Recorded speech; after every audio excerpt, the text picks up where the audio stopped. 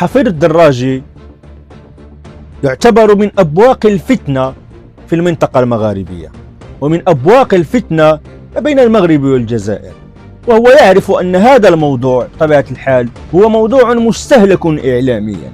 كلما وجهت أصابعك تجاه المغرب فالريتش غيطلع والتفاعل غيطلع، ولكن التفاعل أو الريتش عند في الهيه غيكون هابط في الآخرة، حيت الدنيا غير فايتة السي الدراجي، الدنيا غير فايتة. راه بإمكاني نخرج دابا في الفيديو ونبقى نسب فيك ونقول الدراجي وكذا وكذا، ولكن ما الجدوى؟ إذا السي الدراجي الله يخليك، راه أعتقد بأنه يجب أن تراجع نفسك، وأنا أطرح عليك السؤال السي الدراجي. السي الدراجي، ما رأيك فيما قامت به أستاذة في الجزائر وهي تعلم الأطفال قواعد الحقد على المغرب؟